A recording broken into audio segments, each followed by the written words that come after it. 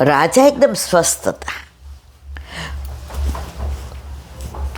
દૂધનો પ્યાલો અડધો ભરેલો હોય ને તો નેગેટિવ લોકો એવું વિચારે, અડધો જ છે, અડધો ખાલી છે.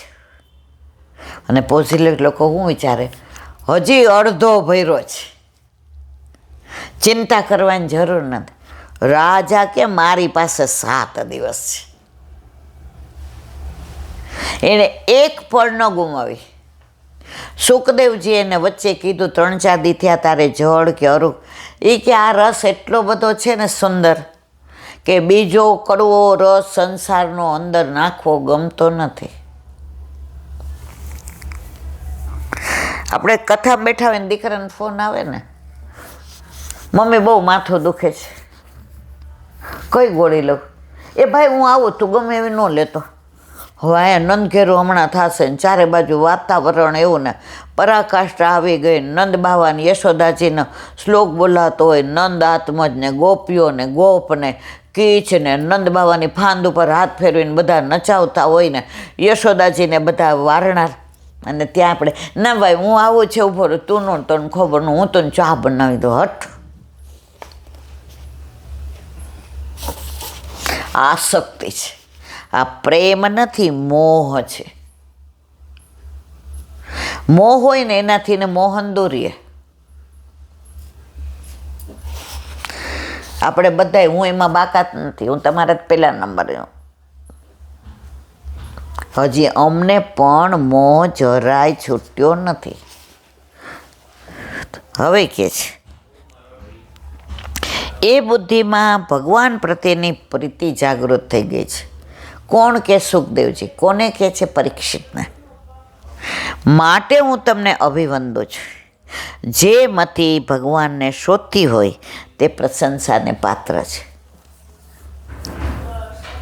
સેવા, સ્મરણ, સત્સંગ, પાઠ, વૈષ્ણવનો સંગ, વ્રજમાં જવું, લીલાસ્થળી, એના દર્શન કરવા, યમના પાન, ગિરિરાજ બાવાના ચરણ સ્પર્શ દંડવત, દૂધનો અભિષેક, આ શેના માટે છે? પ્રભુને શોધવા માટે. ક્યાંક તો મારો લાલો. અને વ્રજમાં તો કોણ કણમાં છે? તમને મને કેમ પ્રતીતિ નથી થતી? હજી મનમાં આ બધું લઈને જઈએ છીએ. જ્યાં સુધી આ પડદો આડો છે, ઠાકોરજીને આપણે રાજભોગ ધરાવીને ટેરો કરી દઈએ. હવે અંદર શું લીલા થાય છે આપણને ખબર, પણ અંદર થાય છે જ, એમાં કોઈ શંકાને સ્થાન નથી. એક વૈષ્ણવ તો ઓલું રાજભોગ ધરાવ્યા ને તો ગોપી નામ મૂકી. મેં કીધું કાં? એ કે આમાં છે ને એટલે બેન આપણે લૂણ ને બધું મૂક્યું હોય. લૂણ એટલે મીઠું, નિમક. તો રાધાજી ઠાકોરજીને અરોગ આવતા હોય તો હું 5 મિનિટ આ ગોપીને રવા દઉં, પછી ધીમેકથી ની કે ટેરામાંથી લઈ લઉં. મેં તો મને તમારો આ જો ભાવ છે, આવું લખેલું ન હોય કે, પણ આ મનછાબાનો ભાવ. એટલે મેં કીધું કાં? મને કે શરૂઆતની 5 મિનિટ હોય ને એ થાળને જુએ ને રાધાજી, બધું બરાબર. હવે માનો કે લૂણ શેમાં ઓછું છે તો રાધાજીને વળીને પ્રભુથી નામ દૂર ન જવું પડે. ઓલી ગોપી અંબાવી દે કે હાલ્યો આ લૂણ છે. હવે પ્રભુ પેલા કોર અરોગે ને તરત કે મને મીઠું કાંઈક આપો. હવે આપણાથી ને ભૂલ, જો થાળ સાજીએ ને એમાં ભગવદીઓ કહેતા હોય કે જે કટોરી ઉપયોગમાં લેતા હોય ને એ જ કટોરી, જે કટોરીમાં દાળ હોય ને એ જ કટોરીમાં સખડી જેમ હોય, કારણ કે પ્રભુ એના ટેવાઈ ગયા હોય. તો માનો કે આપણે ગોઠવવામાં એવું જ હોય કે પહેલાં આ હોય તો એ જ હોય, પછી રોજ એમ મુકાય, પછી એક દી ભાત આમ ને દાળ હામે ને છાશ આ બાજુ ઠાકોરજીને મોઢા પાસે, એવું ન હોય. તો એ કહેલા બેન કદાચ એકાદી વાડકી આગી બાકી હોય ને તો એ કે ગોપી લ્યો હું કરી દઉં, આપને શ્રમ પડશે. એટલે પેલી 2-3 મિનિટ રવા દો, પછી ગોપીને કહું હાલો હવે આપણો અધિકાર નથી. હા કે લખ્યું ન હોય, આ ભગવદીઓના ભાવ છે.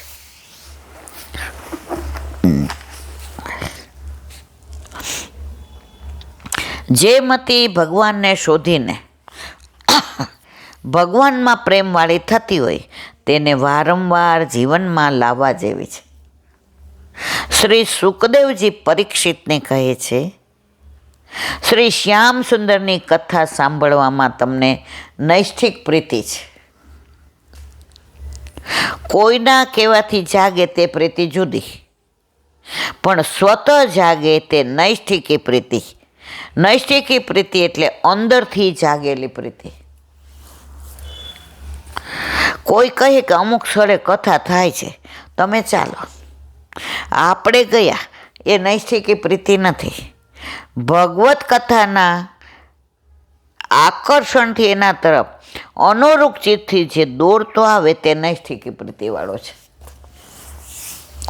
સત્સંગ થતો હોય ને ત્યાં કંઈ આપણને આગ્રહ કરવાની કહેવાની જરૂર નહીં. જો કાઠિયાવાડના વૈષ્ણવો કહેતા, ભોજનમાં આમંત્રણની જરૂર છે, ભજનમાં નહીં.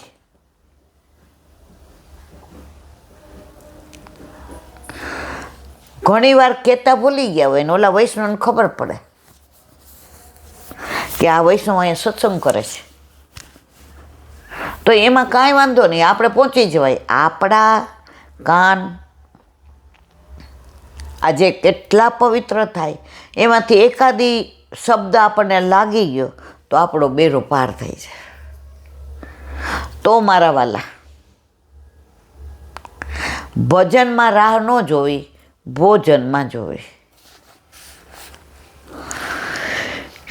પ્રવૃત્તિ બે પ્રકારે છે, શાશ્વત અને સ્વતઃ.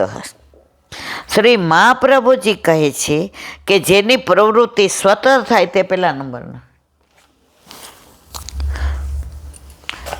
ઘણાને ઠાકોરજીની સેવામાં આગ્રહ પડે, તો ટોકરી કરી દે ને બેટા, મારે મોડું થાય છે.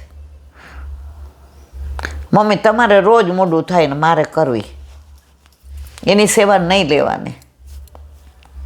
પરાણે પ્રીત ન કરાય. પણ જેવા ઉઠીને જાગીને નાહી ધોઈને ચૈણા મત લે ને, મમ્મી હજી મારે 20 મિનિટની વાર છે, કાંઈ ટેલ છે? આ સ્વતઃ આપણે કઈ આ ટોકરી કરી દે ને, લ્યો આજે મારો મેળ પડી ગયો.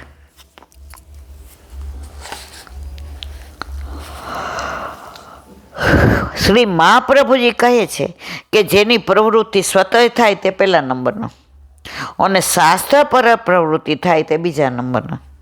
શ્રી સુખદેવજી કહે છે, રાજન તમે સાવધાન થાઓ, હવે હું તમને પૃથ્વીના એ ભાગમાં લઈ જાઉં છું જ્યાં પૃથ્વી માતા અશ્રુ સારી રહ્યા છે. પૃથ્વી માતા બોઝિલ બની ગયા છે. પૃથ્વી માતા કણ કણમાં આંસુથી ભીંજાઈ રહ્યા છે. પૃથ્વી એના બોજથી રડે છે. રાજન, પૃથ્વીમાં વસ્તીનો વધારો એને સાલતો નથી, પણ પૃથ્વીને વાસનાનો વધારો ચાલે છે. માને પહેલાંના જમાનામાં તો 6 હતા ને 8 હતા ને 11 હતા. માને બધા એટલા વાલા, માને ભાર નહોતો લાગતો. પણ એકાદું એવું અઠંગ નીકળી જાય ને તો માને એનો ભાર લાગે કે આવા સંસ્કાર આપ્યા છે, તું બાજુવાળા ઘરમાંથી ના ચોરીને લઈ આવ્યો. તો ધરતીને પણ આપણે આટલી બધી વસ્તી છે એનો ભાર, આપણા લખણનો ભાર લાગે છે. તું ભારતમાં જન્મીને આવું ખાય છે, ના ખાવાનું, આવો દારૂ પીએ ના પીવાનું. આ ભાર પૃથ્વીથી સહન થતો નથી. પૃથ્વીમાં વસ્તીનો વધારો એને ચાલતો નથી, પણ પૃથ્વીને વાસનાનો વધારો ચાલે છે. લોકો વસ્તી ઓછું કરવાનું કહે છે, જ્યારે પૃથ્વી માતા કહે છે કે તમારામાં રહેલી અનંત વાસનાઓને ઓછી કરો. બોલો વલ્લભા. વ્રજ વિહાર, વ્રજ વાલું રે વૈકુંઠ નહીં આવું. નવનીત પ્રિય શાસ્ત્રીને ભગવત સ્મરણ. કેટલા વર્ષો પહેલાં એ વ્રજમાં પધાર્યા છે અને એક એક લીલા સ્થળીની માહિતી વ્રજવાસીઓ પાસેથી ઓથેન્ટિક રીતે ભેગી કરી અને આ પુસ્તક લખ્યું છે. 10 વર્ષ 15 વર્ષ પછી કદાચ એવું હશે પુસ્તક જ રહેશે, કારણ કે આપણે જે બધું 50 વર્ષ પહેલાં જોયું છે એમાં અત્યારે અડધું, બાકી બધું ધીમે ધીમે ધીમે ધીમે તિરોહિત થઈ ગયું છે. પણ પરિવર્તન એ તો જીવનનો નિયમ છે. આપણે 50 વર્ષ પહેલાં કેવા હતા, હવે અત્યારે આપણને કોઈ જુએ તો એ કે ઓ ઈલાબેન છે આ. સમય જાય એમ દરેકમાં પરિવર્તન હોય. તો અત્યારે આપણે માવનની લીલાનું અનુસંધાન કરીએ જ. હવે આગળ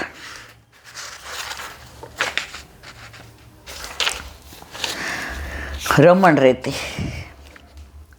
માવન પાસે આ સ્થળ છે. અહીં રેતી સુંવાળી ચમકતી છે. ભગવાન અહીં રીંગણ ઘૂંટડીએ ચાલવાની લીલા કરેલી, ખેલેલા, આળોટેલા. વૈષ્ણવ ભક્તો અહીં રેતીમાં આળોટે છે. અત્યારે તો અહીં સ્વલ્પ રેતી છે. આ 50 વર્ષ પહેલાં એમ કહેતા હોય કે ઓછી છે, તો અત્યારે તો જુએ, અત્યારે 500 જણા એકયારે લોટી ન શકે. 50 વર્ષ પહેલાં 500 શું 1000 5000 લોટી શકતા હતા. પણ મેં હમણાં જ કીધું કે ધીમે ધીમે ધીમે ધીમે બધું જ તિરોહિત થતું જાય છે. એટલે જો શાસ્ત્રીજી એવું કહેતા હોય કે અત્યારે સ્વલ્પ છે જે એમણે ત્યારે 50 વર્ષ પહેલાં, તો પહેલાં કેવી હશે. શ્રી રમણ બિહારીજીનું મંદિર છે. બાજુમાં ખેલનવન છે. પારસ પીપળાના વૃક્ષો છે. અહીં અત્યારે કાશની આશ્રમ સેવાભાવે સુંદર ચાલે છે. શ્રી ગુસાઈજીના સેવક કપડવંજના રેડા ઉદુંબરને રમણ રેતીમાં દિવ્ય લીલાના દર્શન થયેલા. પહેલાં અહીં ઉગતી લાલ છડીના દર્શન અમુક દિવસોમાં વૃદ્ધોએ કરેલા.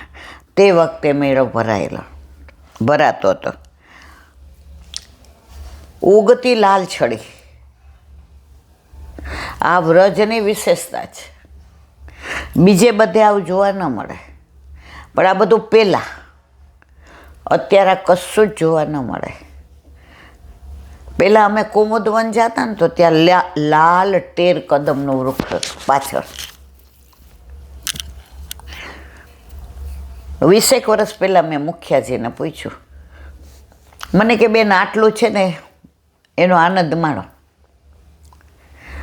એટલે હું કહું છું ને ધીમે ધીમે બધું તિરોહિત થઈ ગયું. એટલે વ્રજમાં તો જે અત્યારે જેટલું છે ને એટલું લૂંટી લેવા જેવું, માણવા જેવું છે. અહીંથી આગળ 4 રસ્તા ચોહટ છે. અહીં રાસા આસ્કરણજીને ઠાકોરજી સાથે વ્રજ ભક્તોના હોળી ખેલના દર્શન થયેલા. આની વાત આપણે વારંવાર કરી. યા ગોકુલ કે ચોહટે રંગરાચી ગ્વાલ, મોહન ખેલે ફાગ નયન સલોનરી રંગરાચી ગ્વાલ. આ ગાયેલું કોણે? રાજા આસ્કરણે. એમને આવા દર્શન થયા હતા એટલે ગાયું હતું. કોઈ કપોળ કલ્પિત વાત કરીને નથી ગાયું. પાસે જ અલીખાન પઠાણની સમાધિ છત્રી સ્મારક છે. બાજુમાં તેમની પુત્રીની છત્રી છે.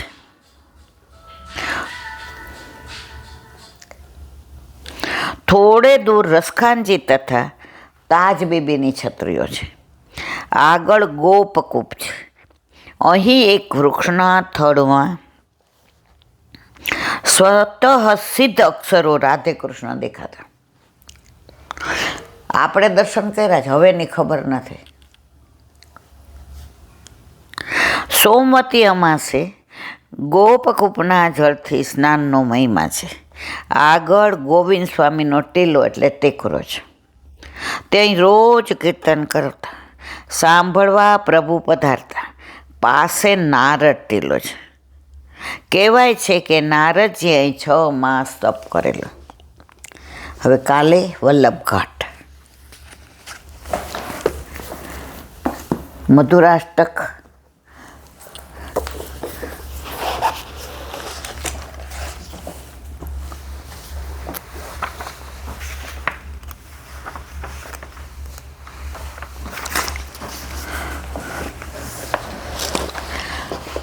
કાલે આપણે રૂપમંજરી અને નંદદાસજીનું અનુસંધાન કે રૂપમંજરી નિર્ભય પૂરની કુંવરી હતા અને એનું સૌંદર્યની ચારે બાજુ વાતો પ્રસરી હતી. અને ત્યારે અકબર રાજા હતો. યવનો બધા 81 જ હતા. એટલે હવે આગળ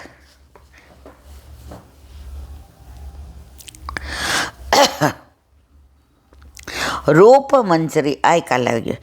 કવિ નંદદાસજીની ભવ્ય પ્રતિભા અજબ ગજબની હતી. દેખાવે એવા હતા, ગાતા એવા, એમનો પ્રભાવ એવો, એમની પ્રતિભા એવી. ઘણા સ્વરૂપ જ એવું હોય. આપણે જોઈએ ને, આપણે મનમાં ઘણા ગિલે શીખવે લઈને ગયા હોય કે આજ તો કઈ જ દેવું છે, પણ એમની બોડી લેંગ્વેજ, એમની પ્રતિભા, એમનું સ્વરૂપ આપણું મન ના પાડે કે આમને કહેવાય નહીં. એમ નંદદાસજીની પ્રતિભા એવી હતી. તે મસ્ત કવિનું યુવાન વય, ગૌર અને નમણું મુખ, મુખ પર ઝળકતું દિવ્ય તેજ, કિન્નરીને પણ શરમાવે એવો મધુર કંઠ, અને એથી વધુ તો કીર્તન વખતનો એમનો ભાવાવેશ આકર્ષક અને પ્રભુ ગોવર્ધનનાથજીની સામે જ્યારે એ લીલાના દર્શન થતા ને કીર્તન કરતા, ત્યારે અષ્ટસખાઓ બધાઓ પોતાના સ્વરૂપને ભૂલીને પ્રભુની લીલામાં તન્મય થઈ જતા હતા. રાજકુમારી રૂપમંજરીએ સાક્ષાત શ્રી ગોવર્ધનધરની સમક્ષ બેસીને ભાવથી કરી રહેલા અને દિવ્ય મસ્તીમાં ડૂબેલા નંદદાસજીના જોયા. રૂપમંજરીના હૃદયમાં એવો ભાવાવેશ જાગ્યો કે કાયમ માટે અહીં રહી કીર્તન સાંભળતા શ્રીનાથજીનું સ્વરૂપ નિરખ્યા કરો. અષ્ટસખાઓની વાણીમાં જે લીલા જોતા હોય ને એ ગવાય ને, એમાં જે સત્વ તત્વ હોય ને, સત્ય તત્વ, એ તમે પાછળથી ગમે એટલું ગાવો, એમાં ના હોય. આ નિરખે નજરે નિરખતા નયના તૃપ્ત ન થાય એવું રૂપ રસિયાનું.